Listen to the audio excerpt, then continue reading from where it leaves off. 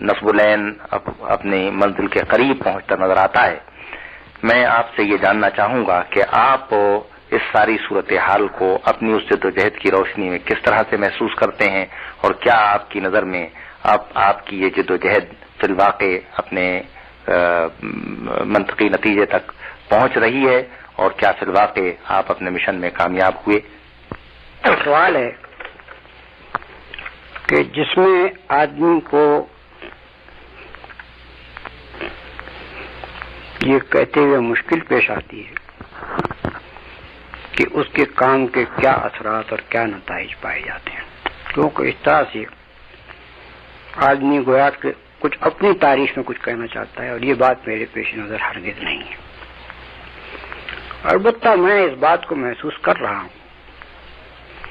کہ پچھلے 30-40 سال کے دوران میں اسلامی خیالات کی اشاعت کا کام جتنے بڑے پیمانے پر ہوا ہے، اور وہ صرف ہم ہی نے نہیں کیا، دوسرے لوگوں نے بھی کیا ہے، اس کے نتیجے میں ہمارے تعلیم یافتہ طبقے کی اکثریت اب اسلام کی خواہاں ہو گئی ہے، اگرچہ اس کی اخلاق بالکل اسلامی تعلیمات کے مطابق نہیں ہو سکے، لیکن ان میں اسلام کی سمجھ بھی پیدا ہوئی ہے، اور ان کے اندر اسلامی نظام قائم کرنے کی طلب بھی پیدا ہوئی ہے. اسی طرح سے ہماری درسگاہوں میں وہ درسگاہیں جو میکالے کے نظام پر قائم تھیں، خدا کے فضل سے نوجوانوں کی بہت بڑی تعداد ایسی ہے کہ جو اسلام سے گہری قلبی وابستگی بھی رکھتی ہے، اور اسلام کا فہم بھی بڑی حد تک اس کو حاصل ہو چکا ہے. اب ہمارے سامنے بڑا مسئلہ جو ہے وہ یہ ہے کہ ہماری عام آبادی جو ان پڑھ ہے، اس کے اندر کس طرح سے اس اصلاح کو پھیلایا جائے. اس کے لیے میرے نزدیک یہ ضروری ہے کہ تعلیم یافتہ نوجوانوں کی اور علماء کرام ممبروں سے یہی کام کریں، مدرسوں میں اس طرح کے نظام قائم کیے جائیں جس میں نوجوان بچوں کو قرآن پڑھایا جائے، سمجھا کر پڑھایا جائے، ان کے خیالات درست کیے جائیں. عام دیہاتی باشندوں کے اندر بھی اسلام کا علم پھیلایا جائے، اور ان کو بتایا جائے کہ اسلامی اخلاق کیا ہیں، اور جو چیزیں کہ اسلامی اخلاق کے خلاف ہیں اور شریعت اسلامی کے حدود سے متجاوز ہیں، ان چیزوں کے متعلق قرآن مجید کی آیات اور سنت رسول صلی اللہ علیہ وسلم سے ارشادات لے کر لوگوں کو بتایا جائے کہ بھئی قتل کتنا بڑا گناہ ہے،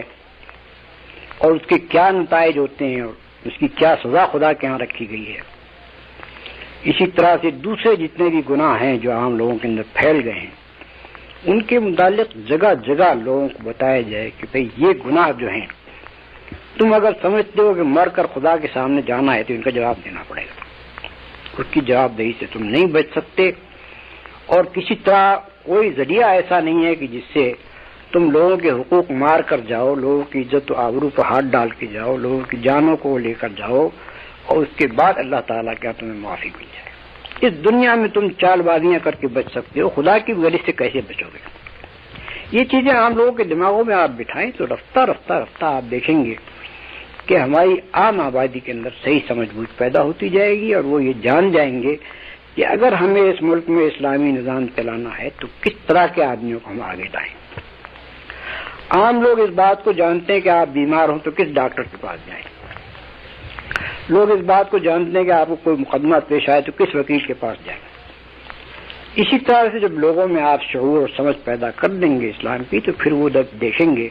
کہ ہمیں جب اسلامی نظام رائج کرنا ہے تو کن لوگوں کو ہم آگے لے کر آئیں. یہ بہت آسانی سے یہ تبدیلی چند برس کے اندر ہو سکتی ہے اگر ہمارے نوجوان تعلیم یافتہ لوگ اور ہمارے علماء کرام اس کی اہمیت اور ضرورت کو سمجھیں اور اپنی پوری طاقت اس پر صرف کریں. اسی کے ساتھ یہ بات ضروری ہے کہ مثلا مزدوروں کی یونینیں کوشش یہ کی جائے کہ مزدوروں میں عام طور پر اس خیال کو پھیلایا جائے کہ تمہارے لیے معاشی نظام سوشلزم نہیں ہے، اسلام ہے، تمہاری مشکلات اس سے رفع ہوں گی، کوئی سوشلزم تمہارے ساتھ انصاف نہ اس نے کبھی کیا ہے نہ آئندہ کرے گا، اسلامی سے تمہیں انصاف مل سکتا ہے. تو مزدور تحریکوں کو رفتہ رفتہ اسلامی تحریکوں میں تبدیل کر دیا جائے، ان کے لیڈر ایسے لوگ ہوں کہ جن کے متعلق عام مزدور یہ دیکھیں کہ یہ خدا کو ماننے والا بھی ہے کہ نہیں، یہ صالح آدمی بھی ہے یا نہیں، اس پر بھروسہ کیا جا سکتا ہے اس کے اخلاق پر یا نہیں۔ اسی طرح سے ہم مثلا دیہات کے جو کسان ہیں ان کے مسائل کا حل ان کو سمجھائیں کہ تمہیں جو مشکلات پیش آتی ہیں اس کا حل اسلام میں ہے، نہ کہ کسی اور نظام،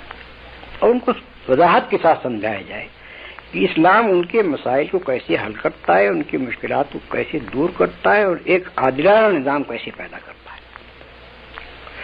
یہ کام جتنا جتنا ہوتا جائے گا آپ دیکھیں گے کہ رفتہ رفتہ انتخابات کے نتائج صحیح ہوتے چلے جائیں گے۔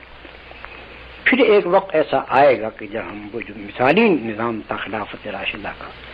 اس کی طرف قدم بڑھائیں۔